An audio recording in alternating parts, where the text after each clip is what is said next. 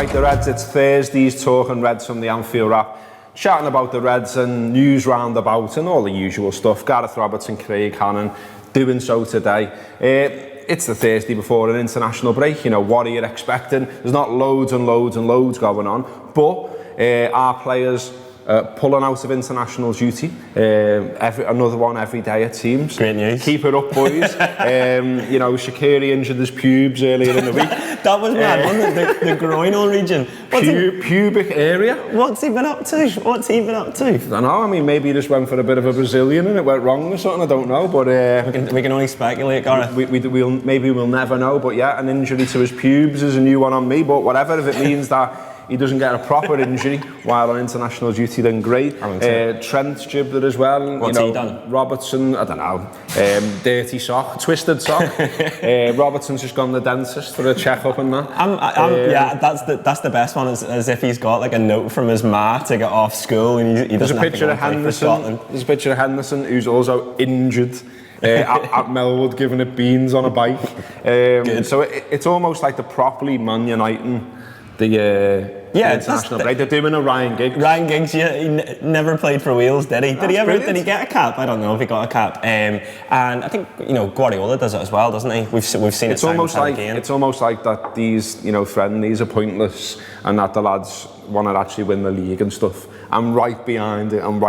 Keep it up, boys. Mo Salah as well. Mo Salah, I think it was already agreed that he wouldn't go, and I think that's a massive one because he's played a lot of football. I'm worried for the likes of like Fabinho and I suppose Fabinho as well, players like that who have just been playing non-stop over the past few weeks. But yeah, did you see the tackle on Sané last night, by the way? Yeah. Like, if that isn't an advert to keep your players away from international duty this weekend, I don't know what is. So yeah, well in the Reds. That was the complete opposite of a twisted sock. And Sadio Mane's kicking around as well, just like giving the V's to United fans and booing them and stuff in the stands. I haven't seen this. What's he that?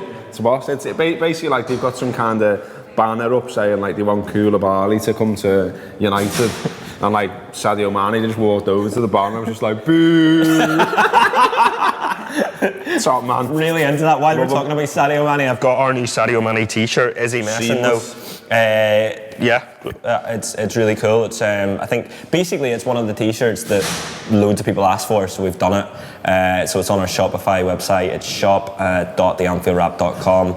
Get onto it. Yeah, it's the goal against Watford, of course, where he back heel chips the keeper, and is he messing though was Gibbo's reaction to it on the pink, which loads and loads of people really enjoyed. And we can't get the right answer. No one knows whether he's messing or whether he's not. I don't know if he's messing. Let us know in the comments if he's messing. I mean, he then went on to score, of course, an even better goal against Munich. And it's like, fucking hell, lad. Just made the t-shirt here. More to come on that one as well, by the way. Well, maybe there'll just be a series of Sadio is he messing t-shirts, you know what I mean? And like, if you keep scoring goals like that and like the one in Munich, then, you know, we could have a series of 10. Sent for the build might be an idea. Sent for the build, We did a Firmino sent for the Echo one just like this. So yeah, get on our shop. There's phone cases on there as well, new ones. There's an Unreal Trent one. I'm really annoyed that I left it in the office. I meant to bring it on. It's really cool. So yeah, get on them. Elsewhere, there's news. Seen Sy Hughes put this out there last night. That Albi Moreno. He's a new player we've got. He's Albi Moreno's mate. Albi Moreno's on the move, or likely on the move. No surprise this. He's obviously been kicking around, not playing much football for the Reds for some time now. And there's talk of a pre-contract agreement being agreed with Lazio. 5 years at Liverpool now. Mad. That is mad. 5 years he's played for us. 5 years. Long years. Kicking around in the park. Floating around on mad objects and walking his dog and playing the odd game. I'm glad. I've got to be honest with you. I'm glad I'm not seeing him on the pitch very much these days. You know, we can probably say he played a few good games here and there and scored a decent goal once in a while, but he was just that kung fu tackling that he did and the general liability aspect around him at times. I mean, you know, it says what it is that he went and bought another left back and that he's now the regular and Albi's not getting a sniff. I mean, what it does mean, I guess, is that we're likely going to have to go out and recruit at full-back in terms of cover because there doesn't look to be sort of too much cover there. I know you could argue that maybe Milner can drop to full-back again, but I think that's not ideal. The man said so himself that he didn't enjoy playing there. So maybe that's something Liverpool need to look at over the summer. But I think as well with Moreno, I've just ripped him a little bit, and I feel a little bit bad now that I've ripped him because I was going to rip him next, but I was going to say like I don't sort of wish him bad. No, do you know what I mean? Like no. he's all right. No. He's just like a fella you just want to tap on the head a little bit and he's go, harmless. Oh. And that's the worst thing. I always think that's the worst thing anyone can say about you, though, isn't it? You know, like I'd rather someone just said, Robbo, you're a cunt, or Robbo, you're a prick. But if someone went, Robbo, oh, you're harmless, it's just like, I don't want to be harmless. He probably leaves Liverpool not as bad a player as we all think he is, and I'd imagine he'll go to Lazio. It was great, and he'll do a job there, I am happy that he's not our problem, and I think that Andy Robertson coming in and being the best left back I've ever seen for Liverpool didn't help his cause at all, but ultimately, you know, it's worked out better for us. I think he leaves and within our memory and dented in our memory is going to be, you know, the Europa League final, the League Cup final as well, where he was really poor. And that's what I'm going to remember Alberto Moreno for. That and his Christmas video. That was his finest moment, where he's like, "We wish you a Merry Christmas." It's unbelievable. Just find somewhere in the Anfield Rap Twitter, it'll be on there. Christmas Day. Walshy won't be a Christmas Day. Walshy won't be able to use. You won't be. That's Christmas, use it. You're going to be an ex-Liverpool player, won't he? Yeah. I think that's going out forevermore on Anfield Rap. But yeah, no. Look, he probably leaves Liverpool not as bad a player as we'll all remember him, and I'm sure he'll do a job at Lazio. Another one here, which is another example for me of when you're in a bubble or when you're in a situation or when you're the supporter of a team, you sometimes don't appreciate what you sort of got on your own doorstep. So, you know, the grass greener phenomenon, if you like, and you know, Mo Salah for me has been absolutely incredible for Liverpool last season and this season. I think, you know, for all the talk of he's not as good and he's not this and he's not that, he's still a big part of what Liverpool are doing this season. He's still scored 20 odd goals or thereabouts. You know, he's still contributing, he's still setting up. You know, the assist in Munich was absolutely world class the other week. And it's just interesting that everyone, it seems, always bangs on about Eden Hazard, how good he is, how skillful he is, how great he is. And yet here he is doing an interview saying, Mo Salah is one of my good friends and he's doing something incredible. I try to look at this player and try to reach that level. I mean, there you go. I mean, I like Hazard as well. Yeah, it's a good player. But I think we can quite comfortably say that Mo Salah's brilliant. Yeah, Mo Salah's well better. I wouldn't swap the two. And Eden Hazard's basically just admitted himself. I think Hazard's problem is when you watch him, you're like, oh my God, he's unbelievable. It's the amount of goals, it's his output when you compare it to the stats of Mo Salah, both last year and this year. If this year Mo Salah hasn't, you know, reached the heights that he did last year in terms of goals, he's still way ahead of Eden Hazard, and I wouldn't swap the two. But yeah, I think it's right what you said there, that we live in this like little bubble, and because we watch Mo Salah every week, there'll be times you look at Hazard and go, I'd love a player like that on my team, but you know, we've got loads of players that are better than Eden Hazard. It's the same with the transfers as well. You know, like there's a little bit of mini fume that Klopp sort of puts it out there that, you know, he doesn't expect to be doing major business in the summer. But it's back down to the thing that if you end up with like a really good team or a really good squad or a really good front three, who's better? And who wants to come in and challenge those lads? Because, you know, if you've got three world-class lads in your front three, lads around the world, you might come to Liverpool, look at it and go, well, I'm not getting a game there. That looks a bit difficult. And also, it feels like every summer ever, going into the summer, the manager has said we're not going to spend big, because why would he come out and go, oh, we've got this transfer, what is it that he used to call it, a chest? Or war chest. Transfer war chest. God, we've got like millions and billions that we're going to spend. He would never say that, because instantly every player you go after is up by 10, 20 million. Liverpool will have to recruit this season, because like what you've just said, Alberto Moreno, I know they look at Adam Lewis as a player that could step up, but maybe not yet.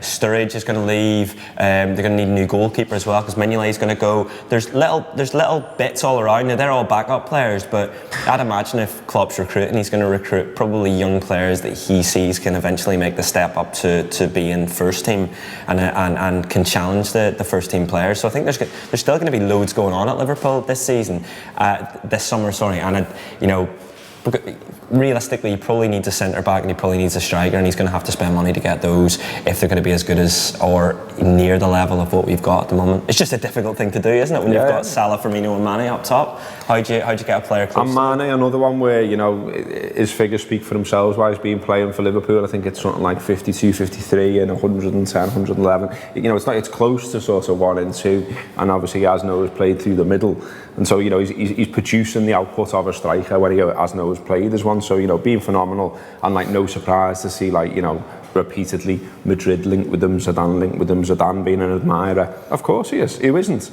But all the best. He's got a long-term contract at Liverpool. He wants to win the league. He's scoring goals and he's ours. So fuck off, Zidane. And he's being United fans. Ben Woodburner. Ben Woodburner scored for Wales last night, which was good to see, because he's obviously had a bit of a difficult season, a bit of a, you know, failed loan spell, not really been getting a sniff, just not really sort of being going right for him really after such, you know, bright promise from the lad really. But he's only just 19, still loads and loads of time on his side, and I mean, I don't know about you, we haven't seen loads of him obviously, but he did get the goal that made him the Liverpool's youngest goal scorer and stuff like that. He's got that about him. But I think as well, you've heard the manager talk favourably about him. And I don't know what's going on in Ben Woodburner's life. I don't know how he's trained. I don't know all that information. I haven't got that to hand. But what I do know is that for him to get the chance that he got at the age that he got was for a reason. And that's because he's, you know, outstanding for his age. And I think, you know, sometimes, you know, progress can slow a little bit, but then it can speed back up again. I mean, for instance, I still think we've got loads and loads to see from Trent. I think we're going to see an absolutely world-class player in the future with Trent Alexander-Arnold. He's not quite there yet, but he's young and it's going to be exciting to watch. Woodburn, as I say, has slowed down a little bit, but I still think there's loads of opportunity for him there. And I've mentioned this before, but when me and Gibbo were in Hong Kong, we watched the open training. Woodburn was involved. And he deserved to be involved, and he was throwing himself around. He had the talent, he had the touch, he had the attitude. He sent Lallana flying in one challenge, which was fantastic. I was, you know, nearly went to town in Hong Kong at that moment. Hong Kong town. You know what I mean? It's like, let's go, boys, let's go out. Did you see what Woodburn just did there? So I wouldn't write him off just yet. No, not all. I think he's had a couple of difficult loan spells. He certainly hasn't been on fire, is what I would say into that. Yeah. No. It was Lockdown. Got him! Once he's shaking his head, he doesn't like any of this. He's had a couple of difficult loan spells. It feels like if he gets one loan spell right and he's able to show himself, then that'll sort of breed confidence within him. I think we've seen glimpses, certainly in a couple of pre-seasons where he's come in. I remember that first pre-season, he seemed to score like every time he played, and he looked really exciting. And I think the only sort of thing that seems to let him down a little bit is his lack of pace. I think he seems to have everything else in his locker, and you know, he's shown that for Wales a few times as well. The World Cup qualifiers last year, he sets up one, he scores one for them. Wales fans love him. Yeah, I would. In no way would I be writing Woodburn off at any time soon. I think he needs to go and play football somewhere where he starts first of all and he gets some game time. And do you know what? The last sort of few months at Liverpool, I'd say, would have helped him to, you know, playing amongst the players that he's going to be playing amongst in training every day will certainly help his progression. But he needs football sometime soon, and you know, might be a case we see a lot more of him in the pre-season. Tomorrow, Talking Reds will be from Galway in Ireland. Can't wait. Galway's a beautiful city, beautiful place, and a great place to go and have a pint. We're coming over there. We're doing a live show there. We're doing a live show in Dublin, and we're doing a live show in Portlaoise all over this weekend. Portlaoise, I think, is sold out, hasn't it? I think we've been able to release a few extra tickets. There aren't very many left. Okay. Like, I'd say there's maybe 10 left. He re-released a few last night. We need to tell that lad then, don't we? Anyway, he's sorted. Oh, he's sorted out, boss. Bit of admin there. But yeah, Galway as well, as I say, in Monrose. Come down to that if you can, if you're watching. It'd be great to see you on the night. What is an Anfield Wrap live event? It is a chat about footy, but it's more than that. It's a laugh. we get everyone going. Neil's fantastic with the crowd. He gets everyone stirred up, gets everyone going, gets people on stage. We do quizzes. You can win prizes, I think. Shots. Might just be a shot, yeah. T-shirts as well. There's little games and stuff like that. You know, you get to talk to us if that's any kind of attraction as well. But I mean, I genuinely do love the fact that we get to just meet loads of people who love what we do, who love the Anfield app, who love the Reds, and we just have a big chat about the Reds. And what better time to have a chat about the Reds when we're top of the league, when we're trying to win number 6 in terms of the Champions League as well. It's a great time to be a Red. So really looking forward to this weekend. If you haven't got a ticket already, get involved, get on our Twitter, I think get on our Facebook, get on our Instagram as well, because on all of those places there's little plugs on there telling you where you need to go and how you can get a ticket as well. Can you pay on the door at all at any of the venues, or I can't imagine Portlaoise you're going to be able to. You will be able to in Galway, and Dublin might sell out by that time, so get tickets if you want to go. Maybe just drop us a DM or one of us, our personal Twitter accounts, drop us a DM on there and ask tomorrow if you're still planning on going, wanting to pay on the door. Okay, so that's been Talking Reds. Shows out there as ever. What we call history is out there. When we look back at a past season and a past time in the Reds' history and have a bit of a chat about that. Also, Mo's Long Look, telling the story of the resurrection of Palmer. New one on me, that. But I might have a go with that myself. So there you go. That's been Talking Reds. Tomorrow it'll be from Ireland. Up the Reds. Come the shows. Love ya. Ta-ra.